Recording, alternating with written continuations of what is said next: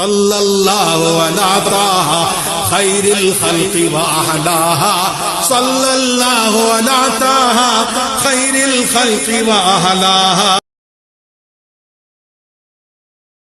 काबिल क़द्र उलमा अहले सुन्नत बिरादरान मिल्लत इस्लामिया, अस्सलामु अलैकुम व रहमतुल्लाहि व बरकातुहू। अल्हम्दुलिल्लाहि रब्बिल आलमीन वस्सलातु वस्सलामु अला सय्यिदिना मुहम्मदिन खातिमिल अंबिया वल मुरसलीन व अला आलिहि व अस्हाबिहि अजमईन। अम्मा बअद फ़अऊज़ु बिल्लाहि मिनश शैतानिर रजीम। बिस्मिल्लाहिर रहमानिर रहीम। वमा अर्सलनाका इल्ला रहमतल लिल आलमीन। आमन्तु बिल्लाहि सदक़ल्लाहुल अज़ीम व सदक़ रसूलुहुन नबियुल करीम व नहनु अला ज़ालिका लमिनश शाहिदीन व शाकिरीन वल्हम्दुलिल्लाहि रब्बिल आलमीन। इंतहाई अक़ीदत और महब्बत के साथ दोनों आलम के मालिक व मुख्तार, अरब व अजम के ताजदार, सैयद अबरार व अख़ियार, महबूब परवरदिगार जनाब मुहम्मद रसूलुल्लाह सल्लल्लाहु अलैहि वसल्लम की बारगाह आली वक़ार में नज़राने दरूद पेश करने की सआदत हासिल करें। पढ़िए अल्लाहुम्मा सल्लि अला सय्यदना व मौलाना मुहम्मदिन मअदनिल जूद वल करम व आलिहि व बारिक व सल्लिम सलातन व सलामन अलैका या रसूलल्लाह। अल्लाह तबारक व तआला इस महफ़िल को कबूल फरमाया और इस महफ़िल की बरकत से इस मोहल्ले के तमाम अहले ईमान के घरों में अल्लाह बरकतें अता फरमाए।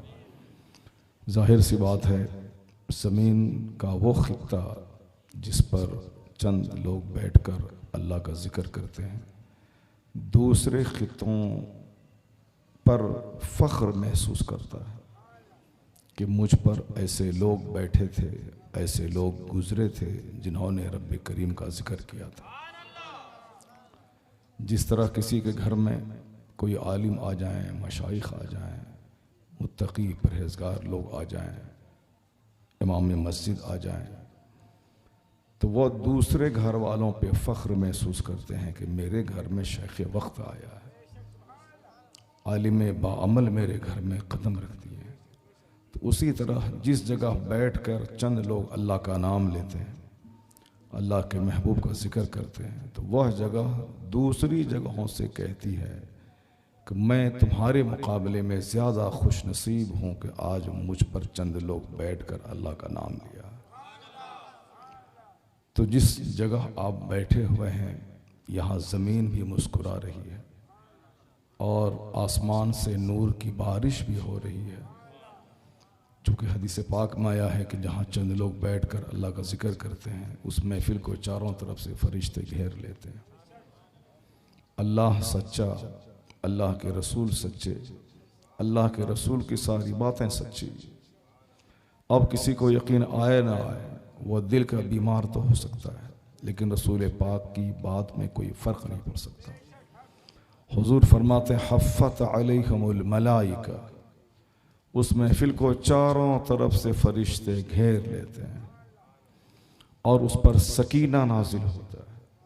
जो लोग उस महफिल में बैठते हैं उनको फरिश्ते बख्शिश की बशारत सुनाते हैं। अगर इसी हदीस पर अमल करते हुए 15 दिन तक लगातार मरकज़ी मिलाद कमेटी के ज़रिए एहतमाम होने वाले जलसों में पाबंदी से लोग शिरकत करते रहें, यह सोचकर कि मैं 15 दिन फरिश्तों की सोहबत में बैठूंगा, गंदों, लुच्चों, लफंगों की सोहबत में तो हमेशा बैठता रहता हूँ, झूठ बोलने वालों के साथ, ग़ीबत करने वालों के साथ, लेकिन नूरी मखलूक के साथ 2 घंटे गुजारने का अगर कहीं मौका मिलता है तो वो इसी महफिल मिलाद में मिलता है। अगर आपने 2 घंटा यहाँ गुजार लिया फरिश्तों के साथ, तो ये सोहबत ऐसी रंग लाएगी कि धीरे धीरे 24 घंटे नेकियों के रंग में रंग जाएंगे। गुनाहों से नफरत पैदा होगी, नेकियों से मोहब्बत पैदा होगी। तो समाज में नेकियों का रंग भरने के लिए महफिल का इनेकाद होता है। दिल और दिमाग से गंदे ख्यालात निकालने के लिए इस तरह की पाकीज़ा महफिल का इनेकाद होता है। सीधे हम गुनहगारों का सिर्फ रिश्ता बगदाद और मदीने वाले से जुड़ जाए, इसीलिए इस महफिल का इनेकाद होता है। हमारे दिल और दिमाग में आलिमों की, नेक लोगों की, परहेजगारों की मोहब्बत बैठ जाए, इसलिए इस तरह की महफिलों का इनेकाद होता है। महफिल का इनेकाद करने वाला कोई भी हो, अगर उसने इस नीयत से किया है और आप पाकीज़ा नीयत से यहाँ आए, तो समझ जाएं कि दूसरी किसी पॉलिटिकल पार्टी का जलसा हो, 50 करोड़ लोग वहां आ जाए और 50 खरब रुपए खर्च करके उसको सजाया जाए, वहां के 50 खरब रुपए के मुकाबले में उस जगह की मिट्टी 1000 गुना बेहतर है जहां बैठकर अल्लाह का जिक्र होता है। चूंकि उस महफिल का रिश्ता असेंबली और पार्लियामेंट से जुड़ा रहता है और गरीबों, फकीरों, मोहताजों की इस महफिल का रिश्ता सीधे जन्नतुल फिरदौस से जुड़ा रहता है। वो खुशनसीब हैं जो इस तरह की महफिलों में खुश दिली से आते हैं, किसी के दबाव में आके नहीं, कटसी निभाने के लिए नहीं, बल्कि खुश दिली से जन्नत की तलब में इस महफिल में आते हैं। फरिश्तों के साथ बैठने के लिए आते हैं, आलिमों और मशाइख का चेहरा देखने के लिए इस महफिल में आते हैं और मुसलमानों के साथ मिल बैठकर मोहब्बत का मुजाहरा करने इस तरह की महफिल में आते हैं। इस नफरत भरे माहौल में जहां सोशल डिस्टेंस बढ़ रहा है, समाजी दूरियां बढ़ रही हैं, वो अल्लाह के नाम पे जब 100 लोग जमा हो जाते हैं तो एक दूसरे का दिल एक दूसरे से मिल जाता है। समझ जाए कि इतनी बड़ी नेमत है जो महलों में भी ये नेमत ढूंढने से नहीं मिलती। इस्लाम मजहब मोहब्बत का नाम है, इस्लाम मजहब अमन का नाम है। उस मोहब्बत का एक पहलू सरकार के हदीस की ज़बानी में बताता। आका करीम फरमाते हैं कि ला तदखुलूनल जन्नत हत्ता तुमिनू, you will not enter paradise until you believe in Allah. तुम जन्नत में नहीं जाओगे जब तक के अल्लाह पर ईमान न ले आओ। यानी जन्नत जाने के लिए मोमिन होना जरूरी। ला तदखुलूनल जन्नत हत्ता तुमिनू, जन्नत नहीं जाओगे जब तक के मोमिन न बन जाओ। जन्नत मोमिनों का घर है, अहले ईमान का घर है, जो अल्लाह पर, अल्लाह के रसूलों पर, आखिरत के दिन पर, सारे फरिश्तों पर ईमान लाता है। तो जन्नत जाने के लिए ईमान जरूरी है। अब ईमान लाने के लिए क्या जरूरी है? हुजूर फरमाते हैं, आका फरमाते हैं कि ला तुमिनु हत्ता तहाब्बू, मोमिन नहीं बनोगे जब तक कि आपस में मोहब्बत न करो। इस हदीस पाक को 1000 बार पढ़ी, 5000 बार इस हदीस पाक को पढ़ी, तब पता चलेगा कि हुजूर क्या करने के लिए दुनिया में आए थे, सरकार के आने का मकसद क्या था, हुजूर ने क्या कुछ दुनिया का रंग बदला, सरकार की आमद से क्या क्रांति पैदा हुई, हुजूर के कदम नाज की बरकत से क्या इनकलाब दुनिया में बरपा हुआ है, सरकार के वजूद मसऊद से दुनिया को क्या गिफ्ट मिला है, रसूल पाक ने क्या तोहफा तकसीम किया है दुनिया के लोगों को। तब समझ में आएगा कि हुजूर की आमद की बरकतें क्या है। सरकार दो जहां की एक एक हदीस में हजारों इंसानी पॉइंट्स पोशीदा, यानी कल भी आज भी क़यामत तक के लिए। ऐसा नहीं कि हुजूर 1400 साल पहले आए उसी वक्त पे वो रहमत थे, नहीं, सरकार दो जहां का वजूद तो आज के लिए भी रहमत है और क़यामत तक के लिए रहमत है और क़यामत के दिन और जन्नत के दाखिले तक रहमत है। आका अलैहिस्सलाम अभी हैं, सबसे बड़ा बेनिफिट ये मिल रहा है कि आज हम इस कदर स्तर से लेकर पांव तक गुनाहों में डूबे हैं कि हम धंसा दिए जाते हैं, हम पर पत्थरों की बारिश हो जाती है। एक भी इंसान समाज में ढूंढने से नहीं मिलता है, नफरतों में डूबा हुआ इंसान कदम कदम पे मिलता है। जबान और दिल दोनों अलग अलग हो, ये मुनाफिक 1000 में 999 मिलते हैं। जिसकी जबान पे जो हो दिल में भी वही हो, ऐसा तो करोड़ों में ढूंढने से नहीं मिलता। जबान सुथरी है तो सीने में पेच है, दिल अच्छा है तो जबान गंदी है, आदमी का जाहिर अच्छा है तो बातिन खराब है। सामने मुस्कुरा के सलाम करना और पीछे से उनकी तबाही का प्लान बनाना, पीठ में खंजर भोंकना, ऐसे ही लोगों से दुनिया भरी हुई। इसलिए हमारे बुजुर्गों ने कभी कहा था कि आखिर जमाने में भले ही सड़कें 12-12 लेन की बन जाएं, मकानात 120 मंजिला बन जाए, गाड़ियां 100 करोड़ की सड़कों पे दौड़ने लगे, एक घरों में सोने चांदी का सोफा और गद्दा हो, उससे कोई फर्क नहीं पड़ता। आखिर जमाने में इंसान कुत्तों की खसलत का हो जाएगा। मां के पेट से कुत्ता पैदा होगा। जिस तरह कुत्ते का काम है भौंकना, कुत्ते का काम है दूसरों को कष्ट पहुंचाना, उसी तरह मां के पेट से लोग पैदा होंगे कष्ट पहुंचाने वाले, अपने प्लान से तकलीफ पहुंचाने वाले, अपनी जबान से तकलीफ पहुंचाने वाले, अपने हाथ से तकलीफ पहुंचाने वाले, अपने चेहरे मोहरे के हाव भाव से तकलीफ पहुंचाने वाले। यानी सिर्फ तकलीफ ही पहुंचाना नहीं, कुछ मिला तो कम से कम नाम बिगाड़ के बोल देना, और भी दिल ठंडा नहीं हुआ तो खानदान को नीचा करके साबित करके दिल की भड़ास निकाल देना। ये फला कलवा का बेटा है, ये इनका बाप मजदूरी करता था, ये उसका बेटा है जो आज डीएम बन गया। इनका बाप दूसरों के छप्पर पे घास की छावनी करता था, जिनका बेटा आप हाफिज कुरान और आलिम बन गया। नहीं कुछ मिला तो 10 लाख रुपए खर्च करके जो हज करने जा रहा है, इतना कह के हसद की आग को बुझाने की कोशिश करना है कि 900 चूहा खा के बिल्ली हज को जा रही है। यानी कुछ न कुछ बोलना है, कुछ न कुछ बोल के सामने वाले को कष्ट पहुंचाना है। आजकल इसी खसलत के, इसी टाइप के लोग दुनिया में बढ़ते चले जा रहे हैं। दूसरों को तकलीफ पहुंचाना, अपने चेहरे मोहरे से, अपनी बात से, अपनी गुफ्तगू से। अब ऐसे माहौल में जहां हम लोग जी रहे हैं, जहां चारों तरफ बेनमाजियों की तादाद, जहां चारों तरफ झूठों की तादाद, जहां चारों तरफ मगरूरों और घमंडियों की तादाद। जिनको दौलत मिली वो अपने आप को फिरौन समझने लगा, जिनको अच्छा खाना कपड़ा मिल गया वो अपने आप को नमरूद समझने लगा, जिनको किसी स्कूल की ट्रस्टी में जिसका नाम आ गया वो अपने आप को शद्दाद वक्त समझने लगा, जो मस्जिद का मुतवल्ली बन गया वो अपने आप को नमरूद वक्त समझने लगा। यानी ना अहल को छोटा सा भी पोस्ट मिल जाए वो अपने आप को घमंड का पुतला बना लेता है। इसीलिए आखिर जमाने में चूंकि ना अहल ज्यादा पैदा होंगे, अब वो ना अहल गरीब रहे तो भी मुसीबत है, अल्लाह को गाली देने लगेगा कि सब मालदार है और हम ही गरीब हैं, क्यों है ऐसा फैसला सही नहीं हुआ माअज़ल्लाह। अब अगर वो मालदार बन गया तो फिर दौलत के नशे में गरीबों को जानवर से बदतर समझने लगेगा। इनकी क्या हैसियत है मेरे सामने, जो आंख उठा के हमको देखेगा, सर उठा के मेरे सामने बैठेगा, ये मुझसे बात कर, क्या औकात है उसकी, क्या हैसियत है उसकी। चाहे खानदान का नाम लेकर या दौलत का नाम लेकर या फिर इलाके का नाम लेकर। मैं हैदराबाद का रहने वाला हूँ, निजामाबाद वालों की क्या हैसियत है, मैं तो राजधानी में रहता हूँ, मैं हाईटेक सिटी में रहता हूँ, मैं पटना में रहता हूँ, और पूर्णिया वाले की क्या हैसियत है। यानी कुछ न कुछ मगरूराना जुमले बोलना।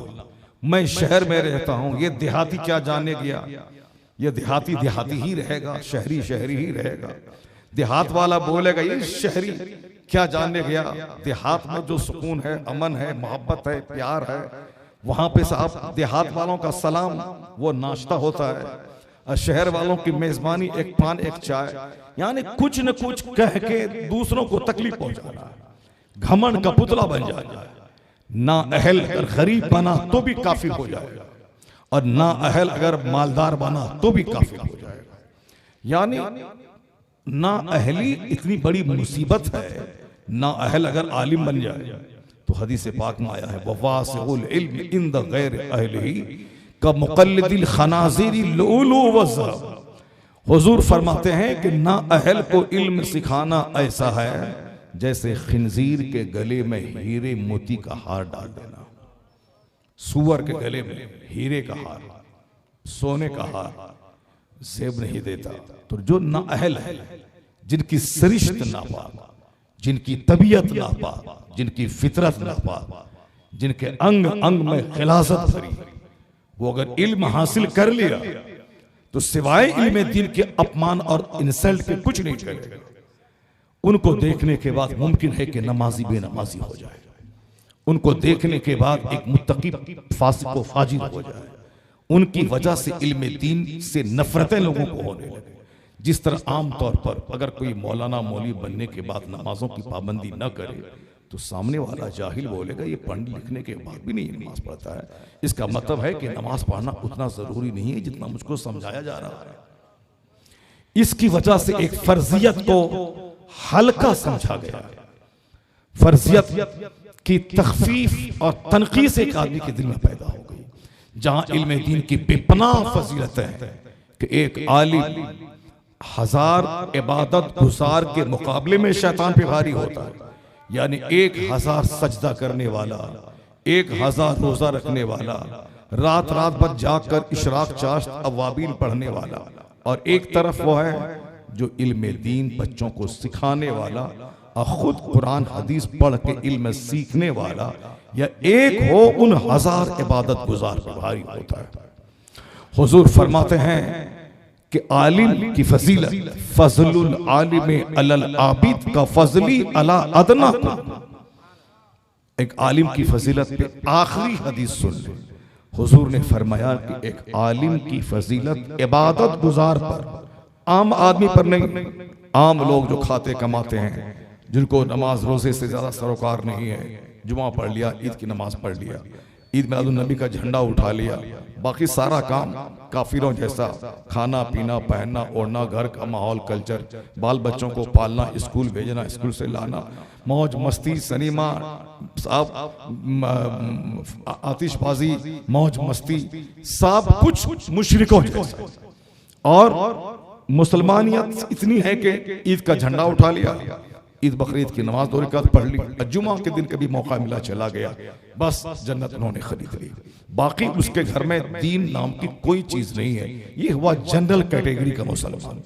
हुजूर क्या फरमाते हैं कि आलिम की फजीलत इबादत गुजार पर, जो लोग इबादत करते हैं, नेक लोग हैं, परहेजगार हैं, उन पर आलिम की फजीलत ऐसी है जैसे का फदली अला अदनाकुम। हुजूर फरमाते हैं जैसे मेरी फजीलत तुम्हारे अदना आदमी पर। नहीं समझे आप, इसको और वजाहत से समझिए। हुजूर सारे पैगंबरों के सरदार हैं, सारे नबियों के इमाम हैं और कायद हैं। हुजूर न होते तो कोई पैगंबर दुनिया में नहीं आता, सरकार पैदा न होती तो कोई इंसान दुनिया में नहीं आता, हुजूर न होते तो मुमकिन है कि जमीन और आसमान की पैदाइश न होती। क्योंकि इस तरह का मफहूम हदीस में आया है कि लौला कलमा खलक़तुल अफलाक, ए हबीब आपको पैदा करना न होता तो हम जमीन और आसमान नहीं बनाते। एक हदीस में आया है लौला कलमा अज़हरतु रबूबिय्या, ए हबीब अगर आपको पैदा करना न होता तो हम अपने रब होने को जाहिर नहीं करते। अल्लाह समद, यानी रब ने अपना रब होना जाहिर किया कि मैं कायनात का खालिक, मैं कायनात का मालिक, मैं तुम सबों का रब हूं। इस हदीस की रोशनी में अल्लाह ने जाहिर किया कि मैं तेरा रब हूं। हुजूर को अगर पैदा करना न होता तो रब अपने रब होने को जाहिर नहीं फरमाता। यानी इस तरह से समझ लें कि सरकार दो जहां किस कदर बासे तख्लीक कायनात है। आका के सदके में सारी कायनात बनी। बरेली से आवाज आती है, वह जो न थे तो कुछ न था, वह जो न हो तो कुछ न हो। जान है वो जहान की, जान है तो जान, जाने कायनात है मुस्तफा, कन्ज़े ईमान जाने ईमान है मुस्तफा, बासे तख्लीक कायनात है मुस्तफा। उस पैगंबर आज़म अलैहिस्सलाम की फजीलत के ताल्लुक से, जब वो आदम अलैहिस्सलाम के सरदार हैं, नूह अलैहिस्सलाम मूसा अलैहिस्सलाम के सरदार हैं, तो उम्मते मुहम्मदिया में कोई नबी नहीं। हुजूर के बाद जितने लोग हैं सरकार की उम्मत में, या तो सिद्दीक है, या शहीद है, या वली है, या गौस है, या कुतुब है, या अब्दाल है, और सालेह है, मुत्तकी है, अदना मुसलमान कलमा पढ़ने वाला, कलमा पढ़ने वाला अदना मुसलमान हुआ। और इसके ऊपर में जो 5 वक्त का नमाजी है वह उससे सुपीरियर मुसलमान हुआ। और जो 5 वक्त के अलावा इशराक, चाश्त, अव्वाबीन पढ़ता है वो सालेह की कैटेगरी में आ गया। जो रोजाना 3 खत्म कुरान करता हो वो मुत्तकी की कैटेगरी में आ गया। और उनमें से जो 24 घंटे इबादत में लगा देता हो अल्लाह उसको कबूल कर ले तो वह कुतुब अब्दाल बन जाता है। और कोई कुतुब अब्दाल गौस क्यों ना हो वो कोई सहाबी के बराबर नहीं हो पाता है। सहाबा सारे कुतुब अब्दाल से सुपीरियर होते हैं और सहाबा अफजलुल बशर बादल अंबिया होते हैं, नबियों के बाद सबसे अफजल होते हैं। सहाबा के बाद क़यामत तक जितने लोग आ जाएं सबके सजदे को एक पल्ले में रखा जाए और सहाबी रसूल का एक सजदा दूसरे पल्ले में। आला हजरत ने फतवा रज़विया में लिखा है उनका एक सजदा सारे सजदों पे गालिब आ जाएगा। चूंकि उन्होंने पैगंबर आजम का दीदार किया है तो दीदारे मुस्तफ़ा ने उनका कद ऊंचा कर दिया, उनकी इबादत का वजन बढ़ा दिया है, उनकी नेकियों के वैल्यूज को बढ़ा दिया है। तो जब हुजूर का देखना उनके मर्तबे को सबसे सिवा कर दिया है तो अदना दर्जे का मोमिन जो कलमा पढ़े और आला दर्जे का मोमिन जो सहाबी हो, अब इस बीच में गौस कुतुब अब्दाल के दर्जात हैं। तो हुजूर ने क्या फरमाया कि मेरी फजीलत जैसे तुम्हारे अदना दर्जे के आदमी पर है।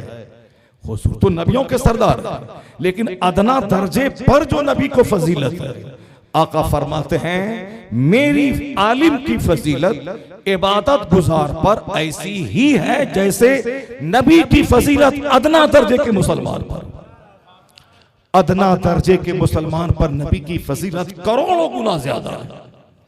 और हुजूर कहते हैं आलिम की फजीलत इबादत गुजार पर ऐसी ही है जैसे मेरी फजीलत तुम्हारे अदना दर्जे पर।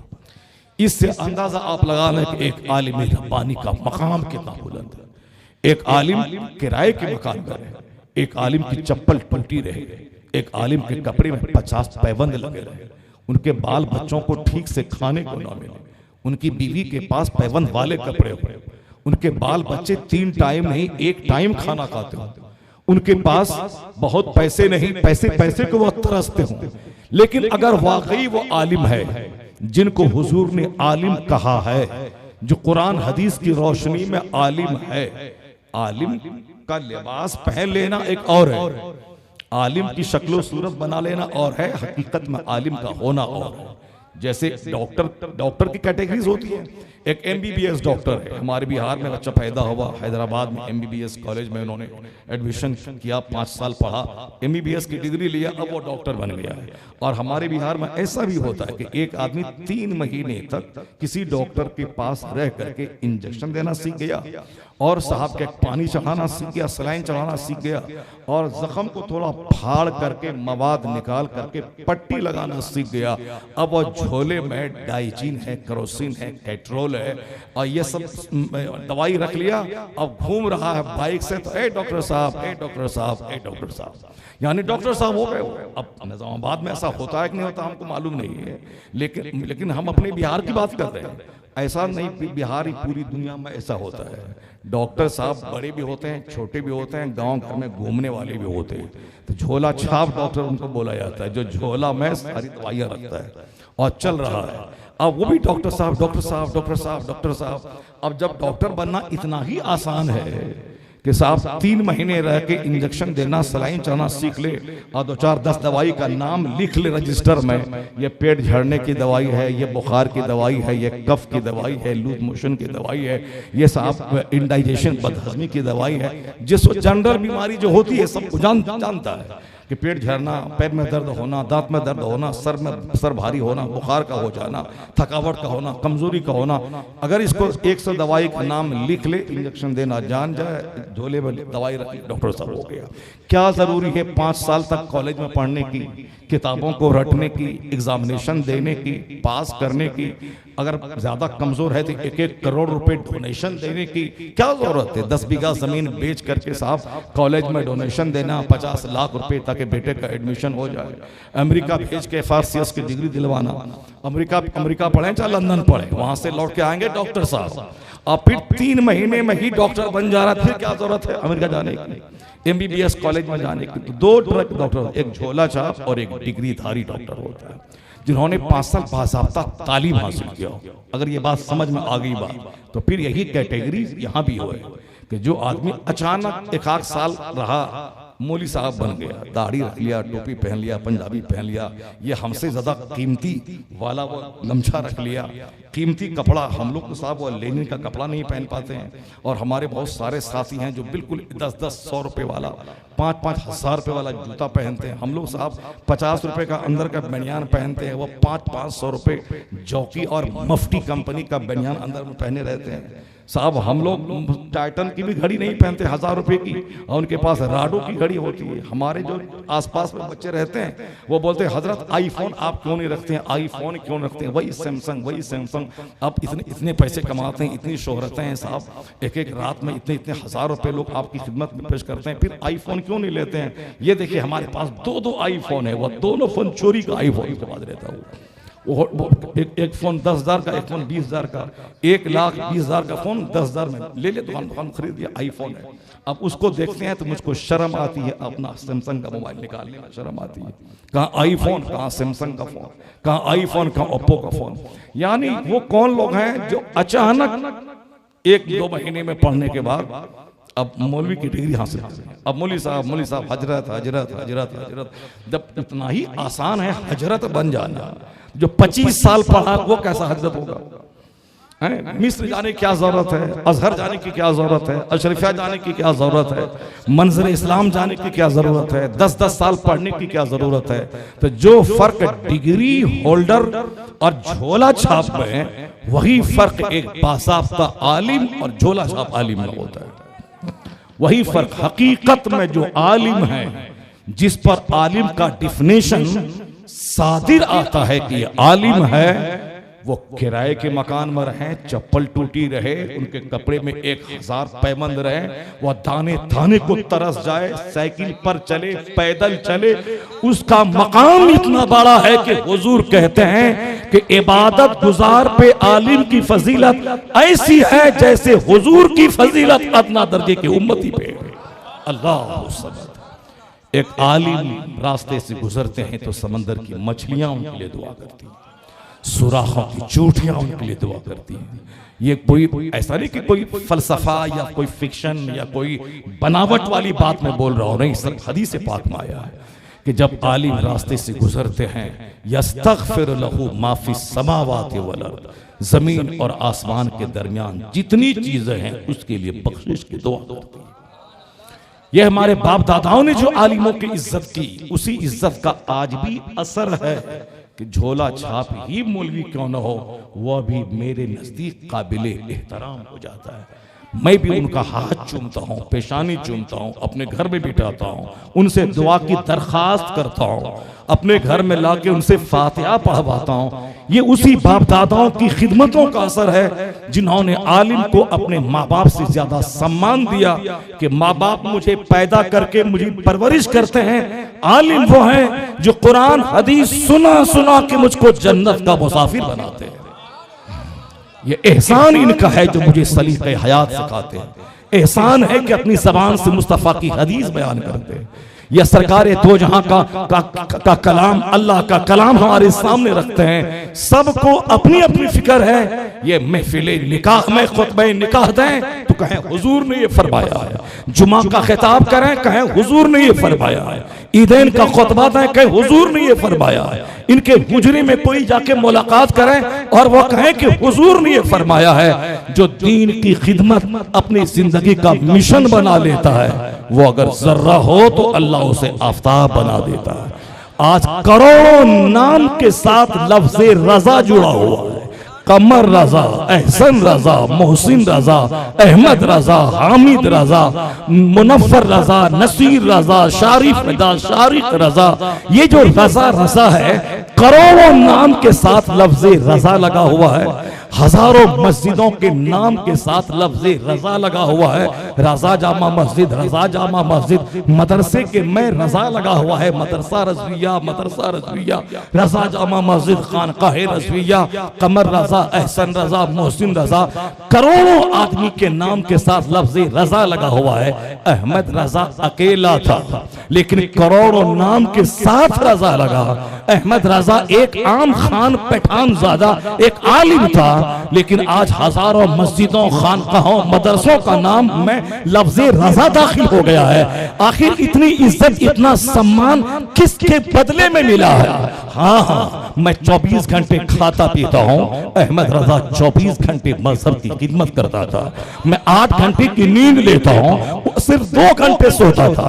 मैं अपनी जिंदगी में मकान दुकान को के बारे में सोचता हूँ, वह सारी जिंदगी इसी ताल्लुक से सोचता रहा, कैसे मुस्तफा के गुस्ताखों की खबर ले लूं, कैसे मुस्तफा के दीवानों के ईमान का तहफ्फुज कर जाऊं, कैसे आका इस्लाम की अजमत का डंका कायनात में बजा दूं, कैसे मैं लोगों को मदीने पाक का गुलाम बना दूं, कैसे मुस्लिम समाज से बिदआत का जनाजा निकाल दूं, कैसे मुसलमानों को खुराफात से बचा दूं, कैसे नबी की सुन्नतों का आमिल सबको बना दूं। यही नशा था, यही धुन था। जो भी फितना जहां से सर उठाता, उस फितने के खिलाफ उनके कलम का तेवर गजबनाक हो जाता था। 1400 के करीब किताबें लिखी, यानी जो अपना खून, अपना पसीना, अपनी एनर्जी, अपनी सारी दौलतें मजहब अहले सुन्नत की तबलीग और इशाअत के लिए निचोड़ के रख दिया। रब को इनकी ये अदा इतनी अच्छी लगी कि तुमने मेरे दीन की मदद की है, अब मैं तुझे गुमनाम नहीं छोड़ूंगा। जब तक मेरे दीन का डंका बजेगा, तो अहमद रजा तेरे नाम का भी अब डंका बजता है।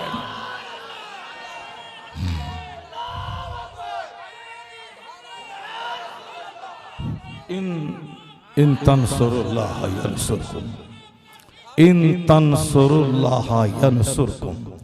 अगर तुम, अल्लाह ने कहा, अगर तुम मेरे दीन की मदद करोगे तो मैं तुम्हारी मदद करूंगा। अल्लाह के दीन की मदद तुम करोगे तो मैं तुम्हारी मदद करूंगा। If you help the religion of Allah, Allah will help you. अगर तुम अल्लाह के मजहब की इज्जत, नुसरत, मदद करोगे तो अल्लाह तुम्हारी मदद करेगा। अल्लाह रब्बुल इज्जत अपने बंदों को आसमाना चाहता है, देखना चाहता है, वरना अल्लाह चाहे तो आसमान से फरिश्ता उतार के सब दुश्मनों की खबर ले लेगा। फरिश्ता आएगा, एक ही बार में कलम कर देगा। जैसे मैदान बद्र में होता था, साहबे कराम ने पूछा, या रसूल अल्लाह, मैं तलवार उठा के दुश्मन को मारना चाहता था, मगर मेरी तलवार उठने से पहले उसकी गर्दन कट जाती थी। सरकार ने फरमाया, हाँ, तुमसे ज्यादा फरिश्ते थे मैदान बद्र में, और तुम तलवार उठाते थे, फरिश्ता मुशरिक की गर्दन मार देता था। तो फरिश्ते तेरी मदद को आए थे, मगर अल्लाह ने मदद कब नाजिल की? उस वक्त नाजिल की जब लोग मदीना छोड़कर बदर के मैदान में आ गए। अगर मदीने ही में वो रह गए होते, अल्लाह चाहेगा अपने दिन की मदद कर लेगा, अल्लाह चाहेगा सब काम बन जाएगा, अल्लाह चाहेगा इस्लाम के दुश्मनों को नेस्तु नाबूद कर देगा। अगर यही कहता रहता जो आज हम लोग कहते हैं, अल्लाह चाहेगा तो सब हो जाएगा, अल्लाह चाहेगा तो सब कुछ बन जाएगा, बाकी हम अपना ताश खेलते रहें, दिन भर 24 घंटे मोबाइल चलाते रहें, उसमें सिर्फ गंदी गंदी चीज़ें देखते रहें, घर में कह की महफिल सजाते रहें, 8-12 घंटे दुकान में बैठ कर झूठ बोल के पैसा कमाते रहें, अपने शादी ब्याह में करोड़ों रुपए पानी की तरफ फूंकते रहें, गरीब और मिस्किनों को तड़पाते रहें, गाली देते रहें, शराब पीते रहें, ज़िना करते रहें, झूठ बोलते रहें, हराम खाते रहें, सब काम करें, बाकी रही मस्जिद बचाने का सवाल, मदरसा बचाने का सवाल, खानका बचाने का सवाल, तो अल्लाह ताला बचा देगा, अल्लाह ताला कर देगा, अल्लाह ताला भेज देगा, कर देगा। और हम किसके लिए पैदा हुए हैं? शराब पीने, ज़िना करने, हराम खाने, माँ बाप को मारने, सारी बदकिरदारी करने हम पैदा हुए। और मस्जिद मदरसा बचाने के लिए अल्लाह फरिश्ता को भेज देगा। सारी रोजी हम रब की खाएं और रब के काम करने के लिए कहें कि नहीं, अब वो अल्लाह जाने, अल्लाह का फरिश्ता जाने, हमको तो अपना काम करना है। एक काम बनाने के लिए ऑफिस में 50 बार दौड़ना पड़े, फिर भी पेशानी पे शिकन न आती है कि 50 बार क्यों दौड़ना पड़ा। काम हो गया तो खुश हो जाता है। वहां 50 बार दौड़ा और मस्जिद में 5 दिन गया और दुआ कबूल नहीं हुई तो छोड़ दिया कि दुआ ही कबूल नहीं होती थी, क्या करें। वहां ऑफिस कलेक्ट्रेट का चक्कर 50 बार लगाता ब्लॉक में बर्थ सर्टिफिकेट बनाने के लिए 50 दिन चप्पल खींच जाती है। बर्थ सर्टिफिकेट बनाने के लिए, अकाउंट खुलवाने के लिए बैंक में 50 बार आना जाना है। काम नहीं बना तो फिर छोड़ना भी नहीं जाना जब तक काम ना बन जाए, चाहे छुट्टी हो, बंदी हो, कुछ भी हो, इसके बाद खुलेगा, उसके बाद खुलेगा, फिर जाना है। 1-2 महीने के बाद काम बना तो हाँ चलो काम बन गया, अब सारी मुसीबत को भूल गया। जालिम कम से कम रब्बे कदीर की बारगाह में 50 बार आके तो देखते, पेशानी रगड़ के तो देखते। अगर तुम यहाँ आने के बाद तेरा काम बन जाता और फिर तुम सारी मुसीबतों को भूल जाते, ये कहते कि काम बने ना बने, दुआ कबूल हो ना हो, इस गंदी जबान से रब का नाम ले लेना, सजदा कर लेना, यही बहुत बड़ी सादत है कि मैं रब्बे करीम को सजदा करूं। बाकी रही दुआ कबूल होना, दौलत मिल जाना, मकान बन जाना, गाड़ी हो जाना, ये सारी चीजें अपनी जगह है। रब का नाम ले लेना ये बहुत बड़ी सादत है। कम से कम रब ने नाम लेने की तौफीक तो अता कर दी है, रब ने नाम लेने की सआदत तो अता कर दी है कि सारा काम, अपने काम करने में कोई थकावट नहीं, अपना काम करने में कोई टाइटनेस नहीं, अपने काम करने में कोई रुसवाई, कोई जिल्लत नहीं। जुलूस में खड़ा होना ये जिल्लत की बात है, बच्चों के साथ निकलना ये जिल्लत की बात है, और बस स्टॉप पे 1 घंटा खड़ा रहना ये साहब जिल्लत नहीं है, इज्जत की बात है। रेलवे स्टेशन पे ट्रेन 5 घंटे लेट है, अब वहां खड़ा है, वो 1000 बकवास करे कि रेलवे का सिस्टम गड़बड़ है, रेलवे मिनिस्टर चौपट है, प्रधानमंत्री चौपट है, वह सब बात करना है, लेकिन 5 घंटे के बाद ट्रेन आ गई, अब वो सारी मुसीबतें भूल जाता है। चलो कम से कम अल्लाह अल्लाह करके ट्रेन तो मिल गई, अब मैं पहुंच तो जाऊंगा। वहां 5 घंटे बैठने पर कोई ज्यादा शिकवा नहीं, छोटा सा शिकवा हुआ फिर बंद। मगर मस्जिद में अगर एक फैन गड़बड़ है, एक एसी खराब है, तो फटीचर क्लास का नमाजी जो साहब बैग बेचता है, चप्पल सीता है, चाय बेचता है, रिक्शा चलाता है, वो नमाज पढ़ने मस्जिद में आ गया तो अब वो जन्नत की तलब में क्या नमाज पढ़ेगा। अब 50 गाली पहले मुतवल्ली को देता है कि गर्मी शबाब पर है, फैन गड़बड़ है, इनको साहब फैन की फिक्र नहीं है, अब नमाज पढ़ने में इस मस्जिद में नहीं आऊंगा, यहाँ नमाज पढ़ने नहीं आऊंगा, एसी गड़बड़ है, फैन गड़बड़ है, लाइट गड़बड़ है, साहब मुसल्ला गड़बड़ है।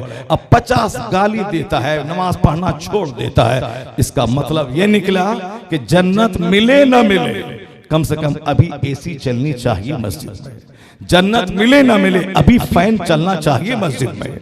जो मैंने काम बंद करके 10 मिनट के लिए नमाज पढ़ने आ गया हूं, या 10 मिनट का भी कर्जा चुका लेना है, फैन की हवा खा के, एसी की हवा खा के, कालीन पर बैठ के मस्जिद में कम से कम सुस्ता के क्यों 10 मिनट का टाइम दिया है। हम ऐसे ही जाते हैं क्या, 10 मिनट आराम कर लिया, एसी की हवा खा लिया, फैन की हवा खा लिया, 10 मिनट लगा और साहब 1 घंटे का काम मैंने कर लिया, जन्नत कहां मिलेगी। वो तो अबू बकर शिबली थे, जब वो नमाज को खड़े होते उनका गुलाम पंखा झेलता था, पसीने में शराब और कपड़े पसीनों से भीग गए, वो जब पंखा झेलता था तो सलाम फेरने के बाद कहते थे खबरदार पंखा मत झेलना, जब मैं नमाज पढ़ता हूं तुम पंखा झेलता है तो ऐसा लगता है कि जहन्नम की आग और तेज भड़कने लगती है। जहन्नम की आग को मैं और भड़कती हुई सूरत में देखता हूं जब तू मेरा पंखा झेलता है, जब तू मुझ पर पंखे की हवा देता है तो जहन्नम की आग को मैं भड़कती हुई देखता हूं। यानी उस इबादत के वक्त में सिर्फ गुलामी, आजिजी, अपने आप को आखिरी हद तक गिरा देना, उस वक्त दूसरों से कोई खिदमत नहीं लेना, यही हक़्क़े बंदगी है। यहाँ बंदगी कर रहा हूं और शहंशाहियत का तस्वुर दिमाग में है, कभी वो सजदा कबूल ना होगा। बंदगी है, उस वक्त सारी दुनिया से कट के बंदा अपने रब का हो जाया करे, यही असली तकाज़ाए इबादत है। लेकिन हालात इतने खराब है, साफ फैन खराब हो तो नमाज पढ़ना छोड़ दे, ऐसी खराब हो तो नमाज पढ़ना छोड़ दे। इस कदर लोगों की आदतें कमजोर हो गई, लोगों की सोच कमजोर हो गई, हालात कमजोर हो गए। मैं आपसे कहना चाहता हूं कि अल्लाह तबारक व तआला के दीन की जो मदद सारी चीजें लुटा के करता है, अल्लाह तबारक व तआला अपने बंदों के सारे अहवाल से बाखबर है। मेरे मजहब को कितना सीरियस ले रहा है, मेरी मोहब्बत में यह दुश्मनी किसी से मोल लेता है या नहीं, मेरी वजह से ये किसी दोस्त अहबाब का साथ छोड़ता है या नहीं, मेरी मोहब्बत में अपने लोगों से दुश्मनी मोल लिया या नहीं। हम मोहब्बत का तकाजा वही है, दुश्मनी हो तो अपने महबूब की खातिर, दोस्ती हो तो महबूब की खातिर, अगर चाहे अपना पीर और मुर्शिद क्यों न हो, अगर वो मुस्तफा का गुस्ताख हो तो दूध से मक्खी की तरह दिल से निकाल के फेंक दिया जाए। यही तकाज़ाए मोहब्बत है, यही पैगाम इमाम अहले सुन्नत ने अता फरमाया है, ताकि इस कदर मोहब्बत हो कि अल्लाह रब्बुल इज्जत क़यामत के दिन ये बंदे से कहा जाए, ये बंदा तो आलम से खफा मेरे लिए है। यानी ये जो दुष्ट काफिरों से, मुशरिकों से, बिदअतियों से, गुस्ताखों से जो ये नाराज है, कटा कटा रहता है, इनके दिमाग में जो इसके ताल्लुक से गर्मी है, जो दुश्मनी है, यानी सारी दुनिया से ये जो दुश्मनी मोल लिया है, ये मेरी मोहब्बत में मोल लिया है। तो सारी दुनिया से कटने वाला आज जन्नत की बहार है तुझ पर कुर्बान, जन्नत की नेमतें तुम पर निसार। यही पैगाम आला हजरत की 1400 किताबों को निचोड़ने के बाद यही पैगाम मिलता है, मोहब्बत हो तो रब की खातिर, नफरत हो तो रब की खातिर। और इस पैगाम देने में बहुत हद तक वो कामयाब है। यही वजह है कि रब्बे कदीर ने दुश्मनों की मौजूदगी में उनका नाम मिस्र आफताब का ऐसा रोशन कर दिया। कौन नहीं दुश्मनी किया। आज जो झंडा उठाता है, ईद मिलादुन नबी का जलसा करता है, जुलूस में शामिल होता है, उस वो भी भड़ास निकालने के लिए मौलाना अहमद रजा खां को कभी न कभी गाली दे ही देता है। वो अपने पीर की मोहब्बत में, खानका की मोहब्बत में नहीं। भाई मैं तो सुन्नी हूँ ना, मैं मिलाद करता हूँ, फातिहा करता हूँ, गौस पाक का मानने वाला खादरी हूँ मैं, खादरी में हूँ, खादरी हूँ मैं, यानी खादरी हूँ मैं, फिर भी और उसके और आला हजरत को वो गाली देता, मैं खादरी हूँ और फिर भी आला हजरत के खिलाफ बोलता है। तुम खादरी हो के आला हजरत को गाली क्यों देता है? आला हजरत खादरी ही नहीं थे, बल्कि आला हजरत नाइब गौसे आजम थे, नाइब गौसे आजम थे। हमारी क्या हैसियत है? जिन लोगों ने गौसे आजम का दीदार किया ख्वाब में, उन लोगों ने गौसे आजम से पूछा कि हुजूर इस वक्त आपका दुनिया में जानशी कौन है? उन्होंने कहा तेरे हिंदुस्तान के शहर बरेली में अहमद रजा मेरा जानशी। जाहिर सी बात है, जिस बुजुर्गों ने, जिन्होंने गौसे पाक का दीदार किया, मुझ जैसा करोड़ों मुसलमान जो गौसे आजम की एक झलक देखने के लिए बेताब है और आज तक ख्वाब में भी नहीं देखा है, लेकिन जिनके बारे में दूसरे बुजुर्गों के ख्वाब में गौसे आजम आके बताएं कि अहमद रजा मेरा जानशी है, तो फिर उस अहमद रजा के मकाम और मर्तबे का आलम क्या होगा। नहीं सुना आपने शेख पंजाब में क्या कहा था? मैंने बरेली में आकर यही देखा है कि एक पर्दा है, एक तरफ अहमद रजा खां है और दूसरी तरफ पैगंबरे आजम का जलवा नुमा है। हुजूर इरशाद फरमाते हैं, अहमद रजा लिखते हैं अल्लाह समद, यानी हुजूर कहते हैं, अहमद रजा लिखते हैं। तो हुजूर ने, हुजूर जिसको कहें और जो अहमद रजा लिखे, उस कलमकार का जवाब तारीख में नहीं मिलता। आज हिंदुस्तान का पूरे बर्रे सगीर हिंदो पाक में, दुनिया भर में 1400 के करीब इस्लामी बुक हो या दुनियावी बुक हो, कोई किताब का लिखने वाला राइटर मेरी निगाह में आज तक ऐसा जन्म नहीं लिया हो जो मुख्तसर सी उम्र में कसीरुत तसानीफ, इतनी ज्यादा किताबें लिखने वाला हो, अपनों में और गैरों में भी वह तन्हाजात इमाम अहले सुन्नत आला हजरत फाजिल बरेली जिसने रिकॉर्ड बनाया है। जाहिर सरकार की अता जिस पे हो, गौसे पाक की अता जिस पे हो, औलिया और सालिहीन की का दस्ते शफकत जिसके ऊपर में हो, उनको गाली कैसे देता है आदमी जिन्होंने सुबह शाम रात दिन मुस्तफ़ा की अजमत के तराने गाया हो, जिन्होंने ईमान की हकीकत को समझाया हो। दुश्मनी करना, मेरे कहने का मतलब ये था कि दुश्मनी सबने किया है, आज भी अपने लोग भी हसद करते हैं, कल भी हसद करते थे, उनकी मौजूदगी में लोगों ने केस तक कर दिया। जो मानेरा शरीफ से जुड़े हुए लोग थे, कादरी कहलाते थे, उन लोगों ने आला हजरत की दुश्मनी में हसद करते हुए केस में, कोर्ट में केस कर दिया। ये बोलते हैं कि जुमा की अज़ान बाहर होनी चाहिए, मगर मैं कहता हूं कि अंदर होनी चाहिए। ये बोलते हैं कि हय्या अल फलाह के टाइम में खड़ा होना चाहिए, मगर मैं कहता हूं कि पहले से ही खड़ा होना चाहिए। ये कादरी और मोहम्मदी और सुन्नी कहलाने वाला उन्होंने केस कर दिया। अलीगढ़ के दुनियावी तालीम याफ्ता लोगों ने उन्हें मुतसल्लिम, तशद्दुद पसंद, पैठान कह के दिल की भड़ास निकाला, और दूसरे लोगों ने तो मुकफ्फिरुल मुस्लिमीन कह दिया। ये मुसलमानों को काफिर बनाने की मशीन है, जिसको जो मन में आया सब कहा।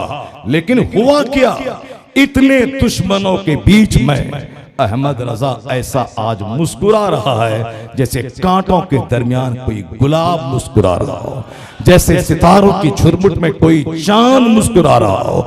शब्दों मत के साथ पूरी दुनिया में बता दे कि किसी आलिम रब्बानी का नाम जुमा के खिताब में, सीरत की महफिलों में, दरसगाहों में, मस्जिदों में फजर की नमाज के बाद किसी दूसरे का सलाम उतना पढ़ा जाता हो जितना रजा का सलाम पढ़ा जाता हो। मदीने मुनव्वरा में दूसरों का सलाम उतना पढ़ा जाता हो उतना अहमद रजा का लिखा हुआ करोड़ों दरूद पढ़ा जाता हो। बगदाद मुअल्ला में किसी दूसरों की मनक़बत उतनी पढ़ी जाती हो जितनी मनक़बत सरकार आला हजरत की लिखी हुई पढ़ी जाती हो। पूरी दुनिया में आज जो रजा रजा रजा रजा का हंगामा है कि साहब यूनिवर्सिटी में रजा, मदरसे में रजा, मस्जिदों में रजा, खानकाहों में रजा, ये है क्या चीज? इतने दुश्मनों के बीच में दूसरा नाम होता तो मिट गया होता। लेकिन बात साफ है, जिसे अल्लाह जिस शमा को रोशन करना चाहे उसे बुझा कौन सकता है? अल्लाह को पसंद है रजा की खिदमत है, दुश्मनी बढ़ती जा रही है, रजा का नाम रोशन होता चला जा रहा। इन तंसुरुल्लाह यंसुरकुम, अगर तुम अल्लाह के दीन की मदद करोगे तो अल्लाह तुम्हारी मदद करेगा। ग़ीबत करना, किसी की बुराई बयान करना बहुत आसान है, लेकिन किसी की सच्चाई को तस्लीम करना बहुत मुश्किल काम है। और आज करोड़ों लोग इस सच्चाई को तस्लीम कर रहे हैं कि अहमद रजा एक आशिक रसूल का नाम है। यहाँ तक कि अशरफ अली थानवी जो देवबंदियों का कैडर लीडर है, वो खिताब करते हुए जब उनको खबर मिली कि आला हजरत का विसाल हो गया है तो उन्होंने क्या कहा था, तकरीर रोक दी।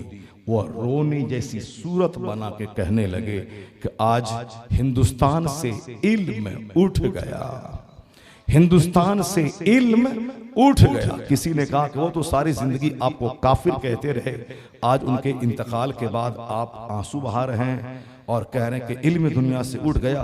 तो उनका जवाब था कि हाँ हाँ, वो मुझे काफिर कहते थे, इश्क़ रिसालत की वजह से कहते थे, और वो कहते थे कि वो मुझे काफिर कहें मगर मुझे अगर मौका मिला तो मैं उनके पीछे नमाज जरूर पढ़ लिया करूँगा। अल्लाह समझ, ये अहले सुन्नत व जमात की हक़ानियत की दलील है कि जिसको हम सबसे खतरनाक दुश्मन कहते हैं, उन्होंने भी आला हजरत को आशिक रसूल तस्लीम कर लिया है। आशिक रसूल होना बहुत बड़ी बात। बस बीच में एक बात आ गई जुमला मोतरज़ा के तौर पर, मैंने उस चैप्टर को टच कर लिया कि आलिम रब्बानी का मकाम कितना बड़ा होता है। राजा महाराजा अरबों में खेलने वाला इंडिया में पैदा हुआ, कौन नहीं पैदा हुआ?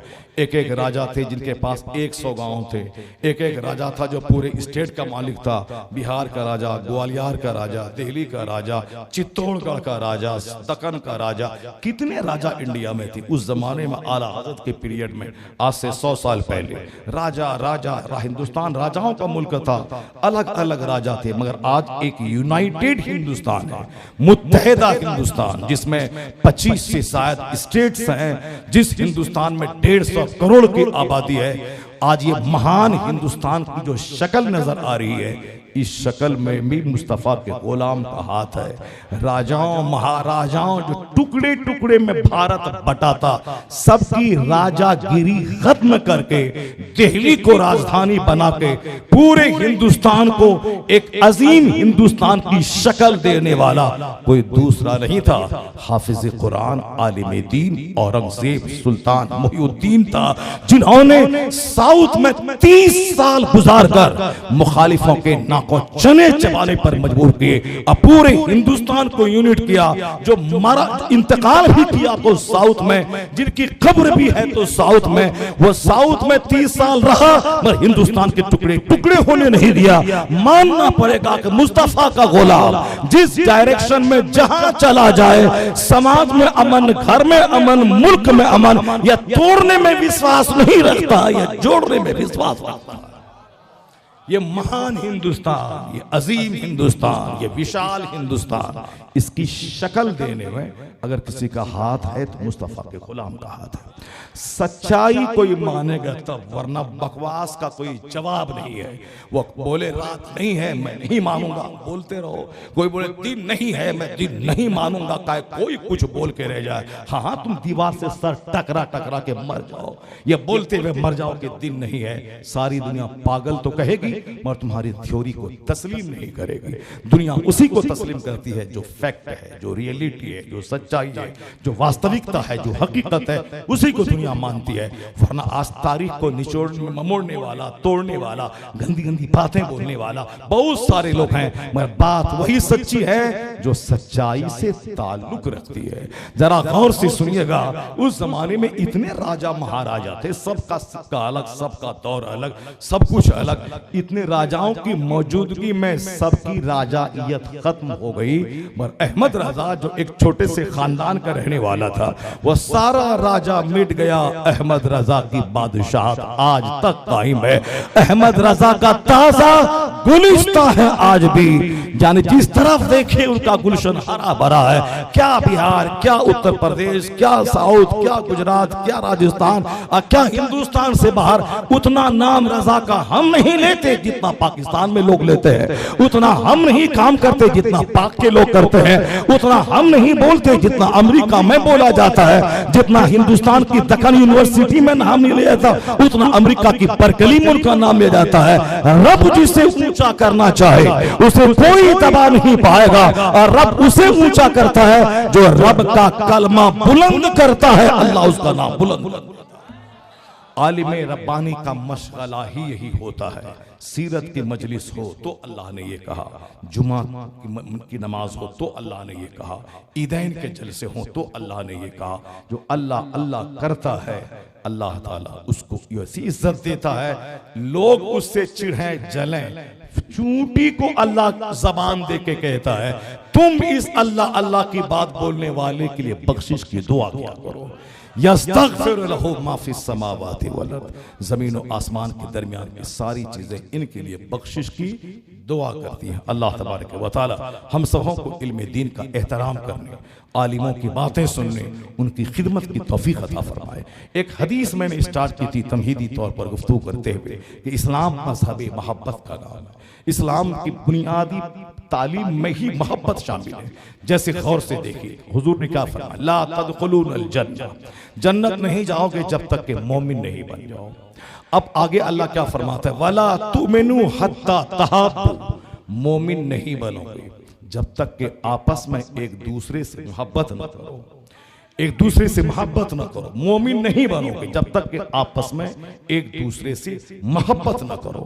मोमिन बनने के लिए मोहब्बत करना जरूरी है, अपने बाप बाप से, अपने पड़ोसियों से, अपने रिश्तेदारों से, अपने अहबाब से, अपने घर वालों से, चाहे जो भी हो जो मोमिन है, जिसको मोमिन कहा जा सकता है, अहले ईमान है, उससे मोहब्बत करना अपने मोमिन होने के लिए जरूरी है। अगर मोहब्बत नहीं है तो अपने ईमान की खैर मना है। हुजूर ने ये नहीं कहा कि जो बाप से मोहब्बत करेगा वही मोमिन, जो रिश्तेदार से मोहब्बत करेगा वही मोमिन, जो अपने पड़ोसी से मोहब्बत करेगा वही मोमिन। नहीं, हुजूर ने कहा हत्ता तहाब्बू, जब तक कि आपस में मोहब्बत न करो। आपस का मतलब जो तुम्हारे सराउंडिंग्स में, जो तुम्हारे संपर्क में आने वाले अहले ईमान है, उनसे मोहब्बत करना मोमिन होने के लिए जरूरी है। बाप से नफरत, भाई से नफरत, मौलाना से नफरत, मुअज्जिन से नफरत। एक मदरसे में 5 टीचर है, 5 में नफरत। एक मस्जिद में एक इमाम, एक मुअज्जिन, दोनों में दूरियां, कोई किसी से बात नहीं करता। और साहब मुअज्जिन बोलता हम इमाम को निकाल के रहेंगे, इमाम बोलता इस मुअज्जिन को निकाल के रहेंगे। सिक्योरिटी मुतवल्ली से मुअज्जिन की गलती इमाम बयान करता है, इमाम की गलती मुअज्जिन मुतवल्ली से बयान करता है। 2 आदमी फिर नफरत क्यों? 50 50 रहे, चलो 25 से मोहब्बत है, 25 से दुश्मनी है, ये तो चलो वक्ती तौर पर आदमी उसको एक्सेप्ट कर लेगा। लेकिन यहाँ दो ही आदमी है, दोनों में दुश्मनी। अब घर में बीवी है और शौहर है, या दोनों मुसलमान हैं, दोनों एक जगह है, जो सबसे ज्यादा करीबी रिश्ता इन्हीं दोनों का होता है। सबसे ज्यादा बेटा से प्यार है, बेटी से प्यार है, ठीक है, मगर बेटा हमेशा नहीं रहेगा। बेटा उसी वक्त तक है जब तक बाप के सामने है। अब रात हुई, बेटा अपनी बीवी के पास चला गया, बेटी है वो शादी हुई अपने शौहर के पास चली गई। लेकिन इस बुढ़ा के पास जो सर में तेल लगाता है, जो पांव में तेल लगाता है, जो इस बुढ़ा का बिस्तर झाड़ देता है, जो इस बुढ़ा के ऊपर में कंबल डाल देता, कौन है वो? कौन है वो? उसकी शरीके हयात है, वो उनकी बीवी है। यानी जिस वक्त सब लोग साथ छोड़ के अपने अपने कमरे में चले जाएं, उस वक्त जो उनका साथ देती है वो उनकी शरीके हयात है, वो उनकी बीवी है। इसे सबसे ज्यादा मोहब्बत उसी से होनी चाहिए। यानी बेटे से ज्यादा मोहब्बत बीवी से, बेटी से ज्यादा मोहब्बत बीवी से, सब, चूंकि वो जीवन साथी है, शरीके हयात है, हर वक्त साथ रहने वाली है। लेकिन उसी से सबसे ज्यादा दुश्मनी उन्हीं से होती है, सबसे ज्यादा दुश्मनी उसी से। बीवी को टेंशन है तो शौहर से, और शौहर को टेंशन है तो बीवी से। यानी दोनों के इतना टेंशन है कि कोई किसी का चेहरा देखना नहीं चाहता है। अब वो बाहर दोस्तों के सामने है, मुस्कुराता है, डींगे मारता है, झूठ बोलता है, झूठ की पोटली लेके बैठ जाता है, कहकहा मारता है। गम को हल्का करना है, टेंशन को भुला देना है। डॉक्टर बोला है कि हार्ट की बीमारी से बचना है तो दोस्तों के बीच में हंसते रहिए। डॉक्टर बोला है कि शुगर को नॉर्मल करना है तो टेंशन मत लीजिए, दोस्तों के बीच में हंसते रहिए, मुस्कुराते रहिए। डॉक्टर बोला है कि ब्लड प्रेशर हाई से बचना है तो दोस्तों के बीच में मुस्कुराते रहिए, हंसते रहिए। अलग रहिएगा, तन्हाई में रहिएगा, टेंशन में रहिएगा, बीपी बढ़ जाएगी, हार्ट के जो वाल्व्स हैं हार्ट के वो सब बंद हो जाएंगे, मर जाइएगा। खुश रहिए अगर जिंदा रहना है कुछ दिन दुनिया में। तो अब ये डॉक्टर की बात मान करके दोस्तों के बीच में 5 घंटे तक हंस रहा है, कहकहा मार रहा है, झूठ की खेती कर रहा है, झूठ बोल बोल के हंसना हंसाना। क्यों साहब? हार्ट की बीमारी से बचना है, शुगर को नॉर्मल रखना है, बीपी को नॉर्मल रखना है, इसलिए हंसना है। अब जब यहाँ हंस करके घर गया, अब वहां तेवर चला देना है। अब वहां हंसना, हंसी खत्म, कहका खत्म, सब टेंशन की टोकरी सर पे आ गई। बात नहीं, बिल्कुल गुस्से में रहना है, तनाव में रहना है। असाब बस चले जहां थोड़ा सा पावरफुल रहे तो बस जूता खोल के मारना शुरू कर देना। घर में लत्तम जुत्तम मारा पीटी है, अब बाहर में दोस्तों के दरमियान में मोहब्बत है। असाब 2 आदमी में दुश्मनी, इमाम मुअज्जिन में दुश्मनी, पड़ोसी पड़ोसी में दुश्मनी, 5 आदमी दीन का काम कर रहा है, वहां पे दुश्मनी, वहां टूट गए लोग। इसका मतलब है कि जहां नफ्स आ गया, जहां शैतानत आ गई, जहां निगेटिव सेंस आया, जहां अनानियत, घमंड, गुरूर कि मैं भी कुछ हूं, वहां मोहब्बत कभी नहीं पैदा होगी। मोहब्बत तो खिदमतों से पैदा होती है, मोहब्बत तो पहल करने से पैदा होती है, मोहब्बत तो दूसरों को बड़ा मानने से पैदा होती है, मोहब्बत तो दूसरों को सम्मान देने से पैदा होती है। इसलिए हुजूर ने कहा मोमिन नहीं बनेगा जब तक कि आपस में मोहब्बत न करो। शौहर को बीवी से, बीवी को शौहर से प्यार होना जरूरी है, इमाम को मौजिन से, मौजिन को इमाम से, पड़ोसी को पड़ोसी से प्यार जरूरी है। आम मुस्लिमीन के दरमियान प्यार की खैरात जरूरी है कंप्लीट मोमिन बनने के लिए। हुजूर कहते हैं अवला अदुल्लुकुम अला शैइन इज़ा फअलतमुहु तहाबबतुम। मुस्तफा कहते हैं क्या मैं तुम्हें एक तरीका ना बता दूं, एक नुस्खा नहीं बता दूं? अगर तू उस पर अमल करेगा तो मोहब्बत पैदा हो जाएगी। एक नुस्खा बताता हूं, एक तरीका बताता हूं, एक नुस्खा बताता हूं। हुजूर कहते हैं वो नुस्खा यही है, अफशुस सलाम बैनकुम, आपस में सलाम को इतना फैला दे, इतना फैला दे कि अपने और बेगाने का फर्क मिटा दे। यह ब्लड रिलेशन है या ब्लड रिलेशन नहीं है, ये फर्क मिट जाए। यानी जो भी अहले ईमान है उसे अपना भाई समझ और सलाम की खैरात बांट, आपस में मोहब्बत पैदा हो जाए। सलाम की खैरात बांट, आपस में मोहब्बत पैदा हो जाएगी। हुजूर ने क्या फरमाया? कि अवला अदुल्लुकुम अला शैइन इज़ा फ़अलतुमूहु तहाब्बतुम अफ़शुस सलाम बैनकुम। या ऐसा नहीं कि वो साहब वो फला है, गुस्ताख रसूल की बात मैं नहीं कर रहा हूँ, बदअकीदा की बात मैं नहीं कर रहा हूँ। जो अल्लाह को ना माने, जो रसूल पाक को ना माने, जो अल्लाह रसूल को माने तो अपने ढंग से माने, कुरान हदीस के मुताबिक ना माने, तो वो उसकी बात मैं नहीं कर रहा हूँ। मैं बात उनकी कर रहा हूँ जो साहिब ईमान है, अहले ईमान के दरमियान मोहब्बत करना। यहाँ वहाँ भी पेच पाच है साहब, मोहब्बत है तो लपक के मुसाफा करना है, चूंकि वो लिफाफ ज्यादा देता है और कहीं से कोई आमदनी की कोई शक्ल नजर ना आए, वो सलाम भी 5 बार करता है तो जवाब देना भी अपनी तौहीन बंदा समझता है कि गरीब के सलाम का जवाब मैं कैसे दे दूं। ये है घमंड, ये है तकब्बुर, ये है अनानियत, ये है उसके ईमान की कमी, ये है उनके ईमान का कमजोर पड़ जाना। वरना हुजूर ने क्या फरमाया है, पहचानो या ना पहचानो, सलाम को फैला दो आपस में, इतना फैला दो। हुजूर ने फरमाया अलबादी बिस्सलाम बरीउ मिनल किब्र, जो सलाम में पहल करेगा वो घमंड से पाक है। सुभान अल्लाह। हुजूर ने क्या फरमाया, सलाम करने में जो 100 नेकियां मिलती हैं उसमें से 99 नेकी उनको मिलती है जो सलाम में पहल करता है। साहब इतनी फजीलतें आई हैं, उसके बावजूद ये घमंड कैसा, ये गुरूर कैसा, ये अनानियत कैसी, ये कुरान हदीस के खिलाफ सर मोड़ना ये कैसा। इसका मतलब है कि शरीयत नहीं तबीयत गालिब है, इसका मतलब है वहां आजिज़ी नहीं अनानियत गालिब है, इसका मतलब है कि नफ्स का वह गुलाम है, मुस्तफ़ा का गुलाम नहीं है। जिस दिन वह मुस्तफ़ा का गुलाम बन जाएगा तो नफ्स को हजार कोई चीज बुरी लगे उसको वो रोंदता मुस्तफा के पैगाम पे अमल करता नजर आएगा। यही इस्लाम चाहता है, submission to the will of Allah, submission to the will of the holy prophet, submission to the will of the laws of Allah. Allah के कानून के सामने सरे तस्लीम झुका देना, अल्लाह के रसूल के कानून के सामने सरे तस्लीम खम कर देना, अल्लाह के सामने अपनी सारी अनानियत को मिटा देना। बात रब की आ गई, आई एक्सेप्ट, बात रसूल पाक की आ गई, अब अपनी नहीं चलेगी, रसूल पाक की चलेगी। बात शरीयत की आ गई, अब तबीयत की नहीं चलेगी, शरीयत की चलेगी। नहीं सुना किसी ने कहा था कि ए बिलाल तू काली औरत का बेटा है, नबी पाक के सामने मुकदमा गया, हुजूर ने क्या फरमाया, अफीकुमुल जाहिलियत इलल आन, क्या अब तक तुम में इग्नोरेंस बाकी है, अब तक तुम में इलिटरेसी जहालत बाकी है। तो हुजूर ने इतना ही कहा था, तो जिसने बिलाल को कहा था काली औरत का बेटा, वह जमीन पर लेट गया और अपना रुखसार पेश किया, कहा बिलाल अपने पांव से मेरे चेहरे को रौंद डालो कि जहालत वाला जुमला मेरी जबान से क्यों निकल गया। यह है एहसास, पैगंबर आज़म ने उसी एहसास को पैदा किया। आकाए दो जहां ने ज़मीर को जिंदा किया, आकाए दो जहां ने उन मुर्दों को जिंदा किया है जिनके जिंदा होने का तस्वुर नहीं था, खुद न थे जो राह पे औरों के हादी बन गए।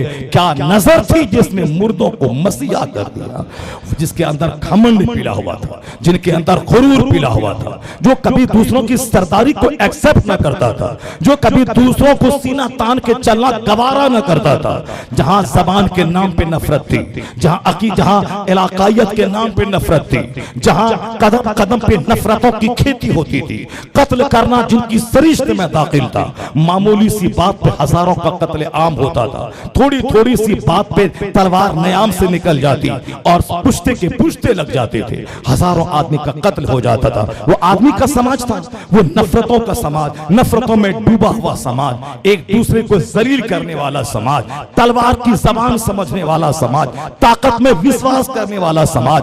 औस और खजरज नामी दो कबीला मदीने में था, वह दोनों आपस में दुश्मनी में हर साल जंग करता था, लाखों लोग मारे गए। 100 साल पहले किसी का दादा किसी और खजरज वाले से दुश्मनी की थी, तो अब उसका पड़पोता अब दादा की दुश्मनी का बदला मोल लेता था। नफरतों में डूबा हुआ अरब, यानी मक्कतुल मुकर्रमा नफरतों में डूबा हुआ, मदीना मुनव्वरा के लोग नफरतों में डूबे हुए, सारा अरब नफरतों में डूबा हुआ। मैं जमींदार हूं, तू फकीर है, तेरी औकात नहीं मेरे सामने तू बोलेगा। अगर कोई रिश्ता लेके पहुंच गया कि आप अपनी बेटी का रिश्ता मेरे यहाँ कर दो, तेरी औकात क्या है जो तू रिश्ता लेके आया है? तलवार से निकालना है, नियाम से गर्दनें काट देनी है। कोई सरदारी ना माने, ताकत उसके पास ज्यादा है, ज्यादा अफराद उसके कबीले में है, फौरी गर्दन काट देनी है। गर्दन काटना वह उसी का असर था हिंदुस्तान में भी। अगर किसी औरत की शादी हुई और उसको शादी के बाद शौहर का देहांत हो गया, उसकी चिता पे ही लेटा के उसकी पत्नी को मार देना कि तू टाइन है, तू शौहर को खा गई है। इस कदर नफरतों में डूबा हुआ हिंदुस्तान कि वो अपनी मौत से मरा है, उसके बदले में दूसरों को क्यों चिता पे लिटा के मारा जाता है? यहाँ पे नफरत इस कदर थी कि कमजोर किस्म का आदमी ऊंचे क्लास वालों की कुर्सी पे नहीं बैठ सकता था, कि कुर्सी धोई जाती थी, बैठने वालों को मारा जाता था। यहाँ तक कि आज से कई सौ साल पहले किसी चमार की बसात थी कि वो साहब जमींदारों की बस्ती से गुजर जाए, चप्पल पहन के गुजर जाए, उनकी कुर्सी पर बैठ जाए, उनके कुएं में पानी पी ले। नहीं, आज भी कहीं ना कहीं नफरतें चोर दरवाजे से आज भी है कि उसकी औकात नहीं के पानी पी ले, उसकी औकात नहीं के कुर्सी पर बैठ जाए। मानवता का अपमान, ह्यूमैनिटी का अपमान, इंसानियत का अपमान। मगर अल्हम्दुलिल्लाह आज सारी दुनिया में वो सम्मान इंसानियत को अता किया गया है कि एक दलित घराने का बच्चा अगर वो मिनिस्टर बन जाता है तो परहमन नीचे बैठता है, दलित कुर्सी पर बैठता है। अगर एक संथाल घराने का बच्चा अगर पढ़ लिख के डीएम बन जाता है, वह कुर्सी पर बैठता है, एक राजपूत नीचे बैठता है। अगरचे वहां ईमान नहीं है, लेकिन जो सोशल बदलाव है, जो समाजी अखलाक है, वो अखलाक में उसे भी हिस्सा मिला है। एक कमजोरों को कुर्सी पर किसने बिठाया है? उसे भी मानवता का सम्मान किसने दिलाया है? आज कमजोर के हाथ में कलमदान आ गया, उसे भी सम्मान मिल रहा है। क्या हिंदुस्तान, क्या अमेरिका, काला का मुल्क जहां नफरत की खेती होती थी, किसी काले की हिम्मत न की कि गोरे के सामने आंख मिलाए, उनके सामने कुर्सी पर बैठे। लेकिन आज वही अमेरिका है, वहां काला कलमदान संभालता है, वहां काला प्रेसिडेंट बन जाता है। वहां बराक ओबामा कोई गोरा नहीं था, बल्कि श्वेत खानदान का बच्चा उस अमेरिका पर 5 साल तक वो वहां का प्रेसिडेंट बना रहा। अफ्रीका का नेल्सन मंडेला जो काले घराने का बच्चा था, लेकिन वो भी वजारत की कुर्सी पर बैठा, सदारत उस्मान की कुर्सी पर बैठा। आज जो दुनिया में सम्मान मिला है, वरना आज से पहले तो हाल ये था कि कालों को जीने का मौका नहीं था दुनिया में, कमजोरों को तो जीने का अवसर नहीं था, उसे तो मारना आम था। कौन है जिसने पहली बार दुनिया के सामने एक स्लोगन दिया था, कुल्लुकुम बनु आदम व आदमु मिन तुराब, तुम सब आदम की औलाद हो। You are the children of Adam and Adam was made by clay, तुम लोग आदम के औलाद हो, आदम मिट्टी से पैदा हुए हैं। ला फदला ले अरबिय्यिन अला अजमी वला ले अजमिय्यिन अला अरबी वला ले अबयद अला अस्वद वला ले अस्वद अला अबयद, यानी no Islam has come, there will be no any superiority for an Arab और for a non Arab, there is no superiority a white man over a black man. हुजूर ने क्या फरमाया था? अब इस्लाम आ गया है, अब किसी काले को घोड़े पर, घोड़े को काले पर कोई फजीलत नहीं, एक अरबी को अजमी पर, अजमी को अरबी पर कोई फजीलत नहीं। हुजूर ने कहा अब सम्मान वो पाएगा जिसका किरदार अच्छा होगा, कैरेक्टर अच्छा होगा, स्वभाव अच्छा होगा, जिनके पास ईमान होगा, जिनके पास तकवा होगा, जिनका किरदार ऊंचा होगा। यानी उन्होंने इल्म का महत्व, किरदार का महत्व, कैरेक्टर का महत्व, बिहेवियर का महत्व, उन्होंने पाइटी का महत्व, ब्रदरहुड का महत्व बताया कि अब सिर्फ खानदान की वजह से नहीं, मुल्क की वजह से नहीं, रंग की वजह से नहीं, फर्क किया जाएगा। जिनका किरदार अच्छा होगा वही काबिल एहतराम करार दिया जाएगा।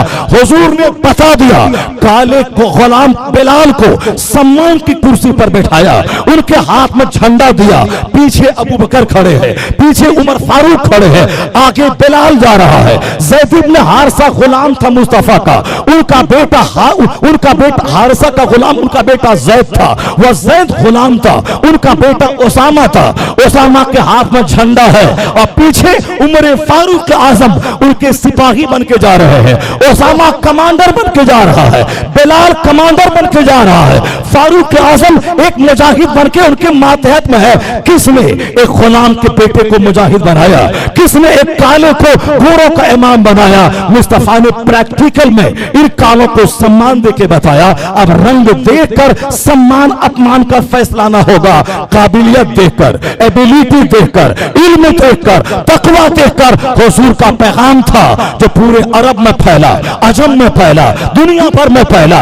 आज अमेरिका में उसका असर, इंडिया में उसका असर, चाइना में उसका असर। कयामत तक जहां भी इल्म की बुनियाद पे सम्मान होगा, किरदार की बुनियाद पे इज्जत होगी, जहां इज्जत चाहे जहां भी मानवता को मिले, मगर यह पैगाम मुस्तफा का दिया हुआ होगा, या एहसान मुस्तफा जाने रहमत का होगा, यह एहसान मुस्तफा जाने रहमत का होगा।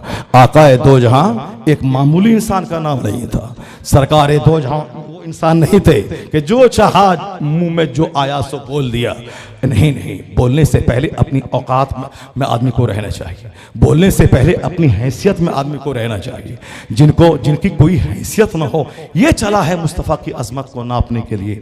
नहीं, वो एक्सेप्टेड फैक्ट यही है, उन जैसा महान कोई दुनिया में पैदा नहीं हुआ, न क़यामत तक कोई पैदा होगा। वर नहीं तो आदमी की बात कोई बेटा नहीं मानता है। चे जाए कि सारे आलम में एक ग्रेट इन्फ्लुएंस, एक ग्रेट असर जिसका देखा जाए, जिसकी तालीमात का आज भी पूरी दुनिया में, अगर किसी की तालीम में इतना दम, इतना खम, इतनी ताकत है कि करोड़ों आदमी उस पर अमल करें और अमल करने की कोशिश करें, अगर किसी के मैसेज में इतनी ताकत है तो वह मुस्तफ़ा जान रहमत का मैसेज है, ये उनकी तालीमात है। जाहिर सी बात है जहां भी अच्छाइयां हैं, मैंने कल बताया था आपको कि फ्रांस की राजधानी का एक जबरदस्त तहकीकाती इदारा, जहां पे रिसर्च और पॉन्डरिंग और मेडिटेशन ही होता था, कॉन्स्टिट्यूशन। वहां का बड़ा वैज्ञानिक पैगंबर आजम की एक हदीस को लेकर उन्होंने कहा, मैंने इससे दर्जनों सैकड़ों मेडिकल पॉइंट्स सीखे हैं। 14 सदियां गुजर जाने के बाद जहां साइंस जवान हो चुकी हो, विज्ञान का हंगामा बपा हो, साइकिल से लेके हवाई जहाज तक जो विज्ञान की खिदमतों का नतीजा हो, ऐसे दौर में 1400 साल पहले के इंसान की एक बोली को यह कहना कि इससे मैंने इस दौर में हजारों नुस्खे मैंने सीखे हैं, यह इस बात की दलील है कि विज्ञान के जमाने में भी जो मुस्तफा के कलाम की हैसियत है उसका कोई जवाब नहीं है। सरकार के बाद की असर आफरीनी रहेगी, क़यामत तक उसकी अहमियत कभी घटेगी नहीं, बल्कि जैसे जैसे अक्ल बढ़ेगी वैसे वैसे सरकार के फरमान का असर बढ़ता चला जाएगा। मैंने तो सिर्फ एक बात बताई, नफरतों को मिटाने में हुजूर का बहुत बड़ा हाथ रहा। सरकार ने इंसानियत को सम्मान दिया, मानवता को इज्जत दी। एक यतीम है, यतीम इंसान है, मगर समाज के लोगों ने अपने बनाए हुए कानून के हिसाब से यतीम को इतना गिरा हुआ समझा था। यतीम का माल खा जाना, उनकी ज़मीन पे ज़बरदस्ती कब्जा कर लेना। यतीम सबसे ज़्यादा कमज़ोर तबके का इंसान होता है। यतीम माँ के मरने से बच्चा नहीं होता है, बाप के मरने से बच्चा यतीम होता है। माँ मर गई कोई गम नहीं, थोड़ा सा प्यार देने वाली मर गई, ज़्यादा मोहब्बत करने वाली मर गई, ज़्यादा सेवा करने वाली मर गई, लेकिन जो उनका साया है, जिसकी वजह जिसकी परवरिश में वो रहता है, जो उनको भी पालता है, उसकी माँ को भी पालता है। बाप का मकाम इतना बड़ा है कि बाप अपने बच्चे को भी पालता है और जो उस बच्चे को दूध पिलाए उसे भी पालता है। माँ माँ माँ माँ माँ, ये खूब जलसे में सुनते हैं, तकरीरों में सुनते हैं, माँ का मकाम, माँ का मकाम, माँ का मकाम। ये बाप सोचता होगा माँ माँ माँ ही सिर्फ है क्या? माँ की चूंकि खिदमतें ज़्यादा हैं, माँ का प्यार ज़्यादा है, माँ की शफ़क़त ज़्यादा है, इसीलिए माँ खिदमत के एतबार से माँ का मकाम बाप से ज़्यादा बड़ा है।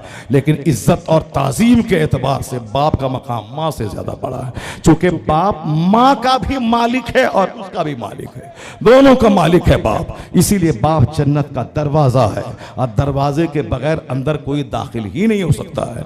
माँ के पाँव के नीचे जन्नत है, लेकिन जन्नत में घुसने के लिए गेट चाहिए और गेट वही बाप है। अब जो बाप से चिढ़े वो दरवाज़ा ही नहीं पहुँच पाएगा तो अंदर क्या घुसेगा वो। इसलिए माँ के कदमों के नीचे जन्नत है, मगर बाप जन्नत का दरवाज़ा है।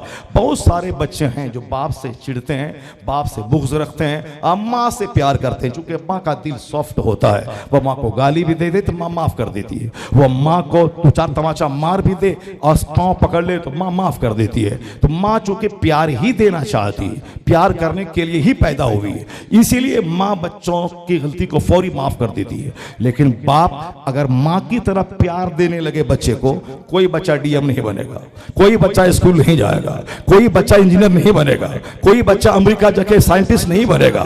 चूंकि बाप होता है जो सूरज की तरह गर्म होता है, माँ होती है चांद की तरह नर्म होती है। तो जिस पौधे को बढ़ाना हो, ज्यादा फल लाना हो, तो चांद की रोशनी से काम नहीं चलता, उसे सूरज की हीट चाहिए, उसे सूरज की गर्मी चाहिए।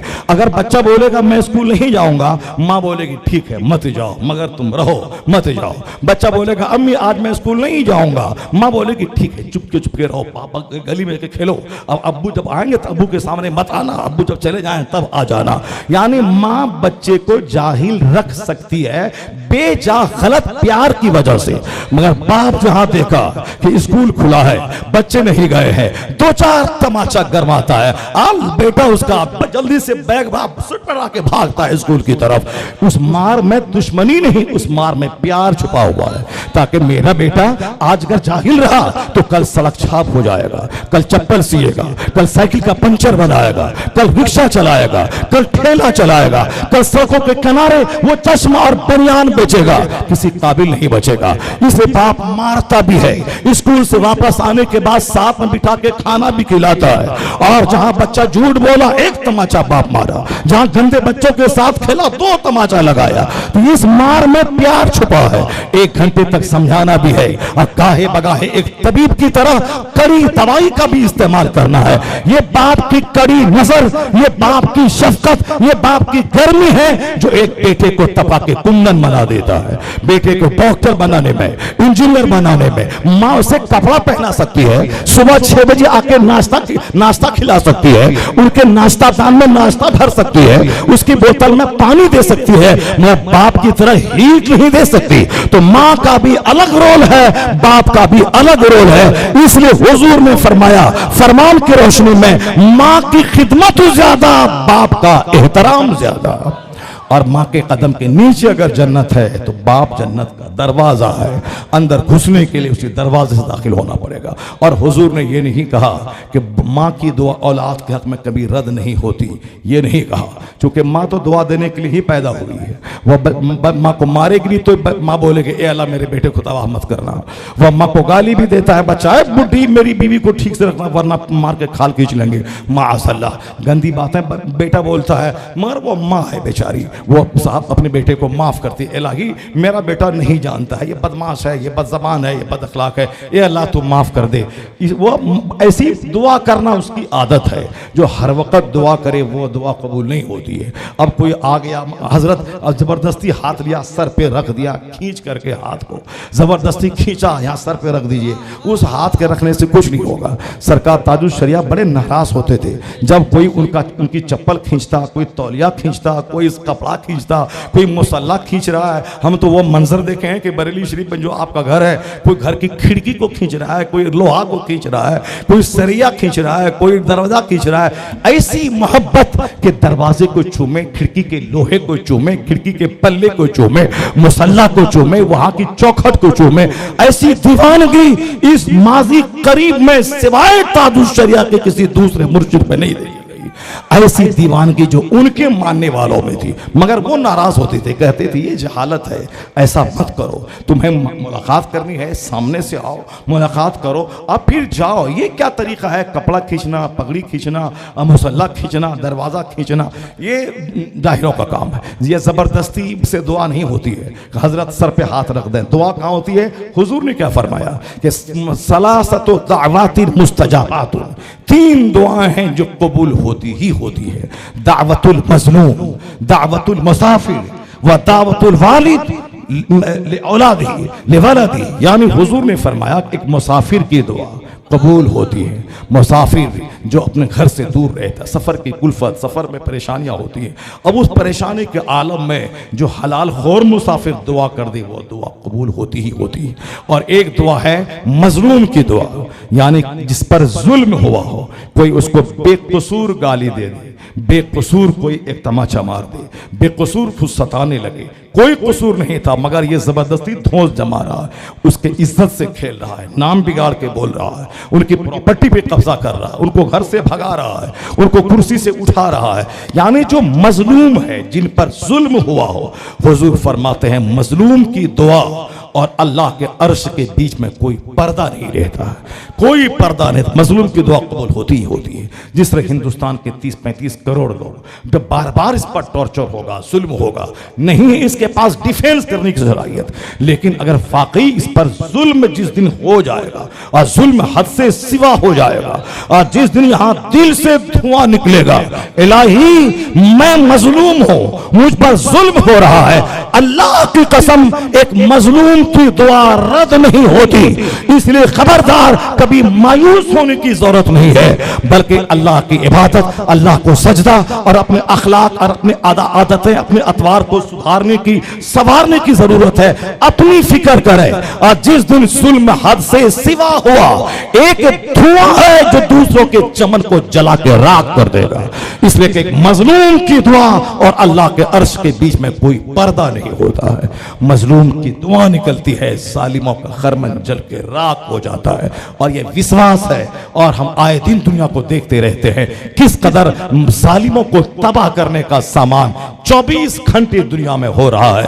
हाँ, कोई मजाक उड़ाएगा, कोई बोलेगा ये तो मजलूम है, मारो जूता से इसे नोच दो, फेंक दो, काट दो, भगा दो, कुछ नहीं होने वाला है। वो कहने की बात है, वो किताब में लिखा है, वो पॉलिटिशियन बोलते हैं, वो साहब दानिश्वर बोलते हैं, एरिस्टोटल ने कहा है, अफलातून ने बोला है, ये सब किताब की बातें हैं। प्रैक्टिकल में ऐसा कुछ नहीं होता है। मारो दबाओ, कुछ लोग कुछ नहीं होता है। मैंने उसको मारा, मैंने उसको पाटा, मैंने उसको यह कर दिया, मैंने कुरान टॉयलेट में फेंक दिया, मैंने गर्दनें काट दी, मैंने ऐसा कर दिया, कहां कुछ होता है। ये सिर्फ दिल को बहलाने का एक जरिया है।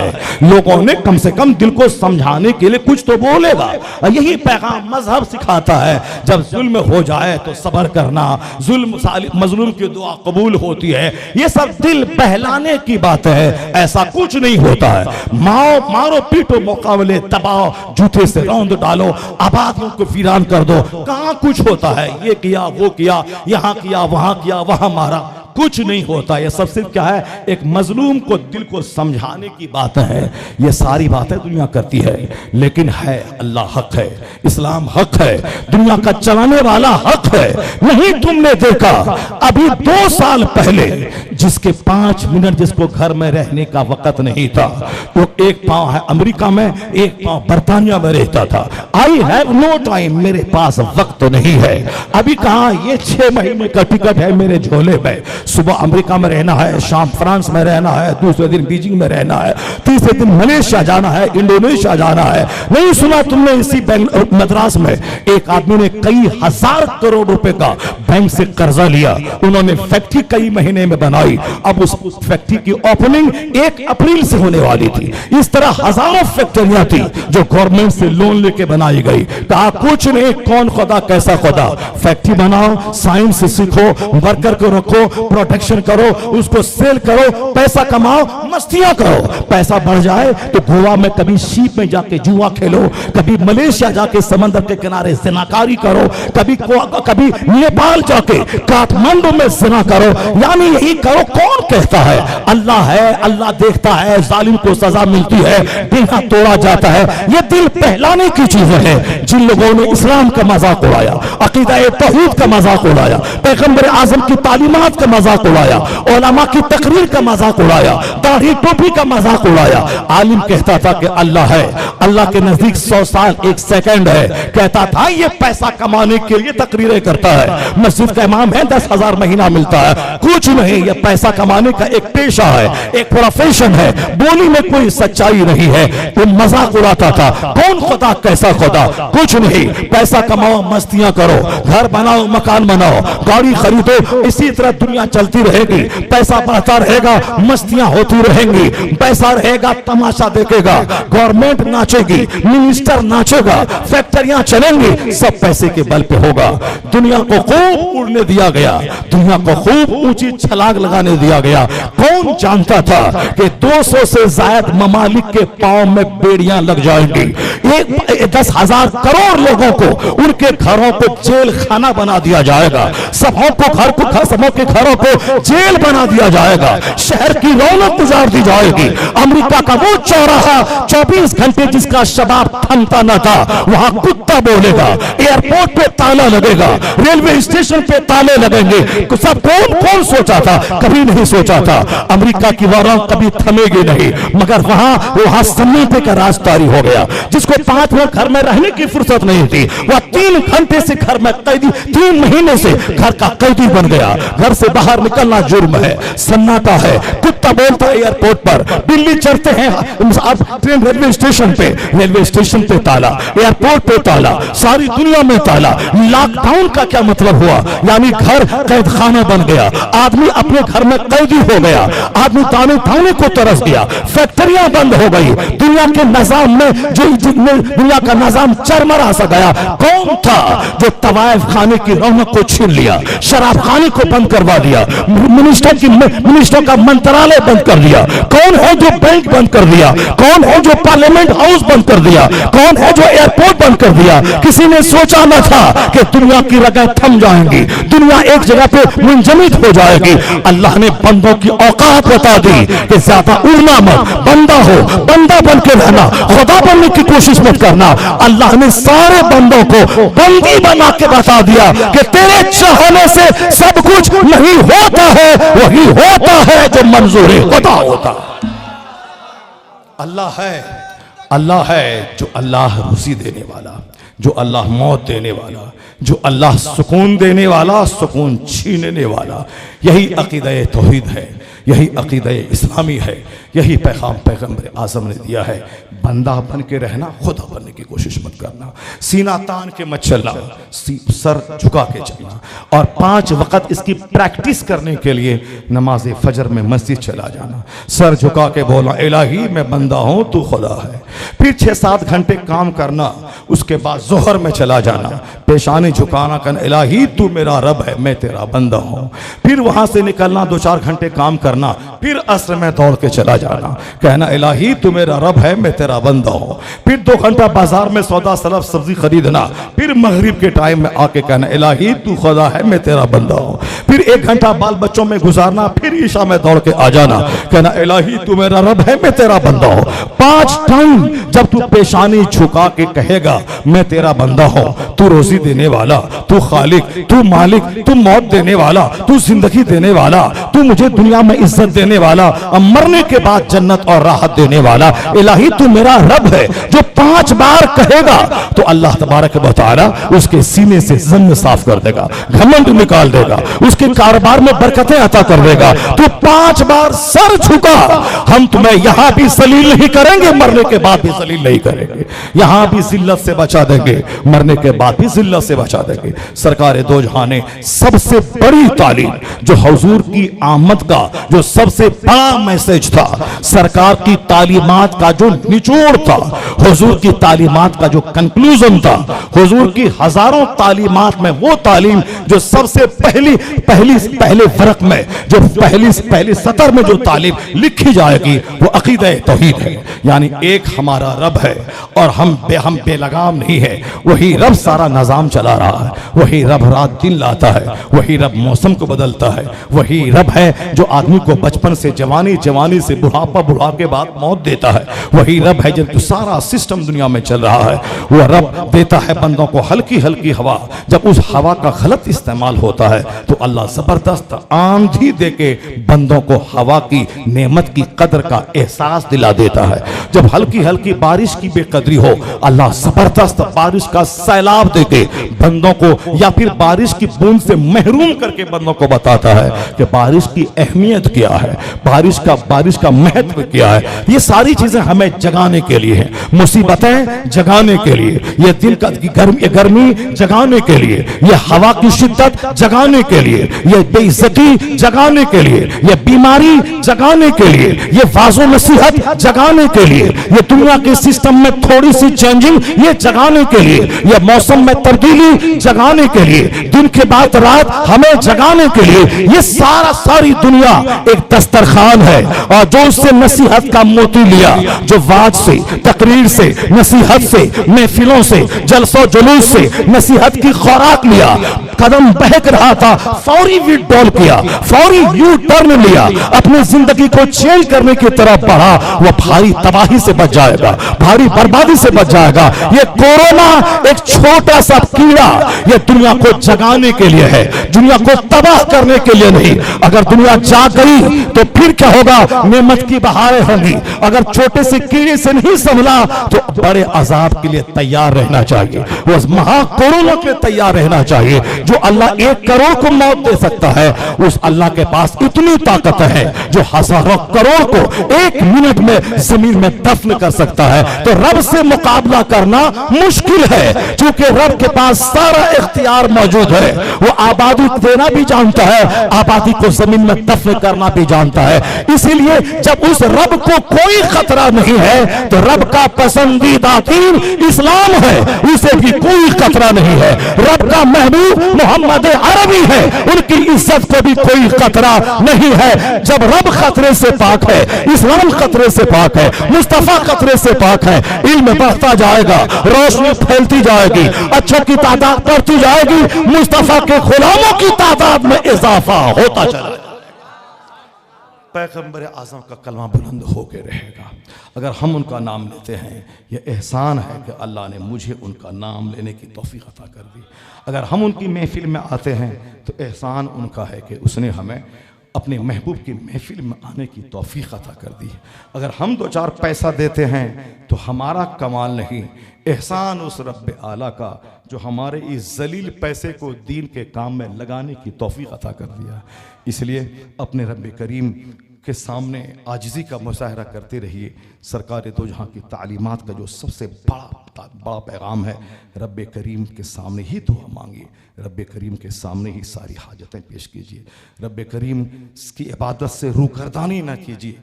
5 वक्त की नमाज सबसे बड़ा फ़र्ज है, इससे बड़ा फ़र्ज न हज है, न ज़कात है, न रोज़ा है, सबसे बड़ा फ़र्ज नमाज है। क्योंकि सब पर हज फ़र्ज नहीं है, हज किसी पर फ़र्ज है। सब पे ज़कात फ़र्ज नहीं है, ज़कात किसी पर फ़र्ज है। और रमज़ान का रोज़ा हर दिन नहीं फ़र्ज है, 1 महीना रमज़ान में फ़र्ज है। मगर नमाज पंजगाना यानी हर 2-4 घंटे के बाद दौड़ के मस्जिद जाना, अब पेशानी ज़मीन पर रख के ही एतराफ़ करना कोई बड़ा नहीं है। अल्लाह अकबर, अल्लाह ही सबसे बड़ा है, अल्लाह ही सबसे बड़ा है। ये एतराफ़ करना, ज़बान से नारा लगाना, ये अल्लाह को पसंद है और यह सबसे बड़ी इबादत है। इसके बगैर कुछ नहीं होगा। नमाज फ़र्ज़ आज़म है तो नमाज का छोड़ना भी गुनाह आज़म है। सबसे बड़ा गुनाह, ज़िना से बड़ा गुनाह नमाज छोड़ना, शराब पीने से बड़ा गुनाह नमाज पंजगाना छोड़ना, कत्ल करने से बड़ा गुनाह नमाज पंजगाना छोड़ना। किसी ने शराब 10 साल पिया, तौबा की, रोया धोया, अल्लाह माफ़ कर देगा। किसी ने 10 साल ज़िना किया, तौबा किया, रोया धोया, फिर वो गुनाह कभी नहीं किया, अल्लाह माफ़ कर देगा। लेकिन अगर किसी ने नमाज 10 साल छोड़ दी, उसके बाद रोया धोया, सीना पीटा, सर झुकाया, अब नमाज नहीं छोड़ेंगे, उसके बाद नमाज पढ़ना शुरू किया, चाहे 1000 रोए, रोते रोते आँख से खून बहने लगे, 50 बार उम्रा कर ले, 50 हज कर ले, मगर वो जो 10 साल की नमाज उसके ज़िम्मे क़ज़ा है, उसको अदा करनी पड़ेगी। उसको वो नमाज उससे नहीं छूटेगी। 15 साल में नमाज फ़र्ज हुई, किसी ने बिलफ़र्ज नमाज शुरू किया 25 साल में, या 10 साल की नमाज उसके ज़िम्मे क़ज़ा है।